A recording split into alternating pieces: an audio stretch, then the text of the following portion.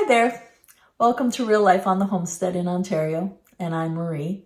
And it's Soup Saturday. I'm sorry this is coming out a little later in the day, but we had a video uploading and I didn't want to disrupt it. And I have to make a note and acknowledge that one of my viewers reached out to me saying that she started the carnivore diet and she loves soup, but she just doesn't know how to incorporate soup and carnivore together and if I could help at all.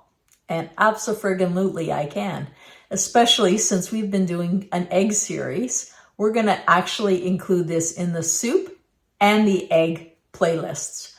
But I'm going to do an egg drop soup. I'm going to do two different versions. I'm going to do the Asian version as well as a stracciatella, which is an Italian egg drop soup. Prepping for this soup is pretty easy. I'm just going to crack some eggs into my containers so that they're ready to pour into the broth. Now the ratio I do is 1 egg per cup of broth. So I'm going to be using 4 cups of 2 different broths, and that means I will need 4 eggs for each batch. Look at me dropping the eggs in there. Thank goodness I washed these eggs. Now let's continue on and pay attention to what I'm doing. So I have 4 eggs in here, and all I'm going to do is beat them together. Can't get more simple than that. And this will be for our Asian egg drop soup. I will be adding salt and pepper to this as I'm simmering in the bone broth. And if you whisk it well, you get a nicer, basically ribbon of egg. So I'm just going to put that aside, and I'm going to prepare for my stracciatella batch another 4 eggs. These are our own farm fresh eggs. This is why it's going into the egg playlist. I love doing anything with eggs, but when somebody requests something, I try to accommodate that as soon as possible so that people can see that I am reading the comments and I am following through, and I love the interaction I've been having with people all over the world.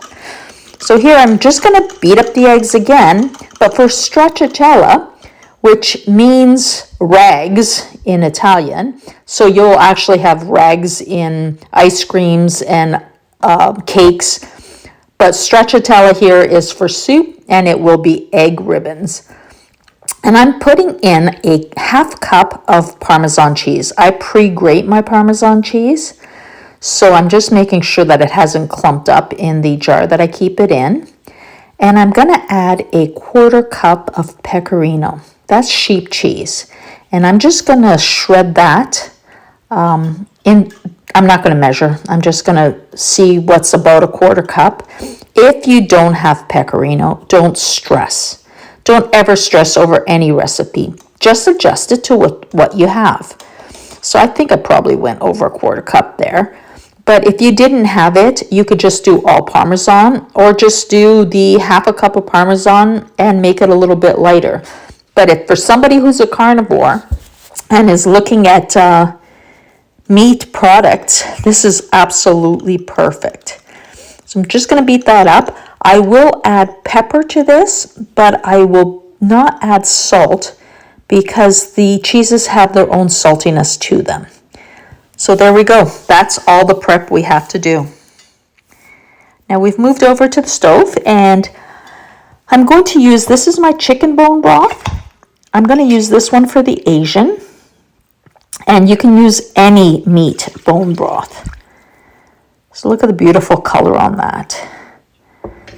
And for my stracciatella, because I wanted to do a different flavor, I grabbed some duck bone broth.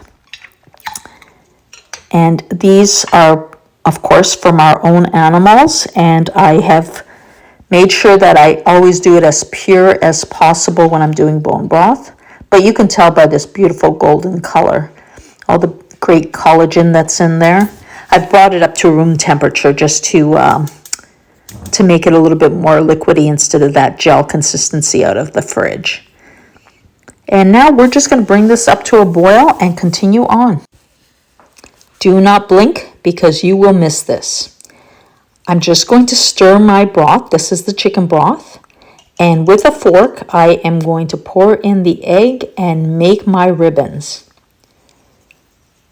Look how beautifully that comes together, and so quick too.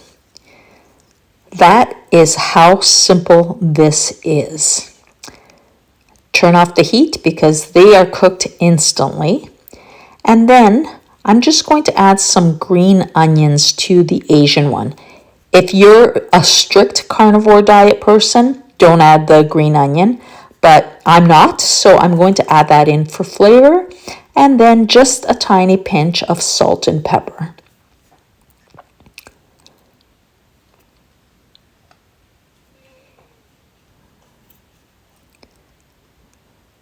And it's not much, it's just enough to flavor it. Like I said, this is an Asian flavor, so normally I would drizzle some sesame oil on here, but I didn't have any handy. So we're going without today, but you could definitely put that on if you like. Now let's just ladle this up to show how beautiful, beautiful this soup is. It's hearty, yet very, very delicious. Can't get any more simple than that, folks. Now moving on to our stracciatella. This is our egg with cheese mixture. And I'm using duck broth, but like I said, it could be chicken, beef, whatever makes you happy. And I am just going ahead and pouring it in. Now the consistency is a little bit different on this because of the cheeses. It's a lot fluffier, but the taste is there.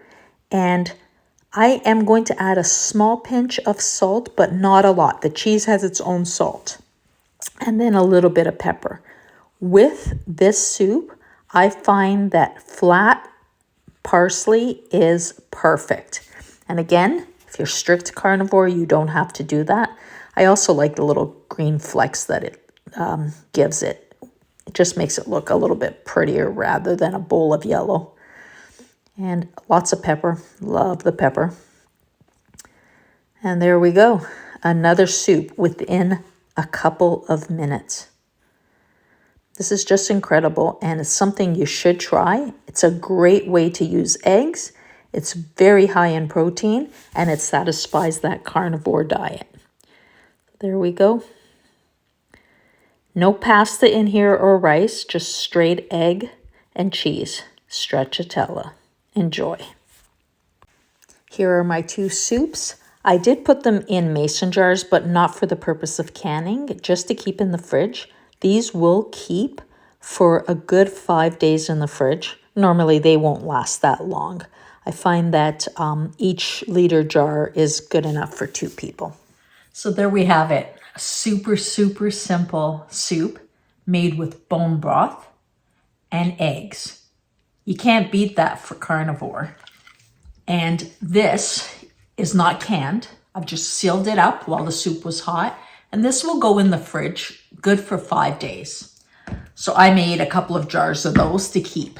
Now, what I'd recommend is if you're increasing the protein level in your soup, I can chicken. So I have canned drumsticks all the time.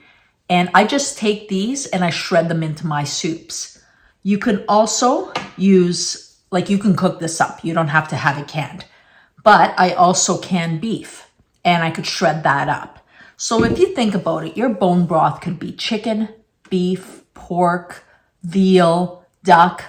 I keep all those stocks available. They're all good to use. I also do bone broths where I'm not adding vegetables and I'm really creating that beautiful gelatin from a bone broth from the long simmering, adding some apple cider vinegar to pull out all that collagen out of the bones. That's what I use for these soups. And by adding the shredded meat, you've just increased your protein content quite a bit using meats. So this is perfect for the carnivore diet. It's perfect for any diet. You can add some shredded vegetables in there and make it a totally different soup. With the Asian soup, I do normally drizzle a little bit of sesame oil on top. I didn't have any right now, so I didn't do it. but it's beautiful, beautiful flavor. So I hope you've liked the soup today, and I hope I've satisfied that viewer who requested the carnivore soup. And I hope you like this type of content. So please keep watching, subscribe, share with your friends, and go out, live your very best life.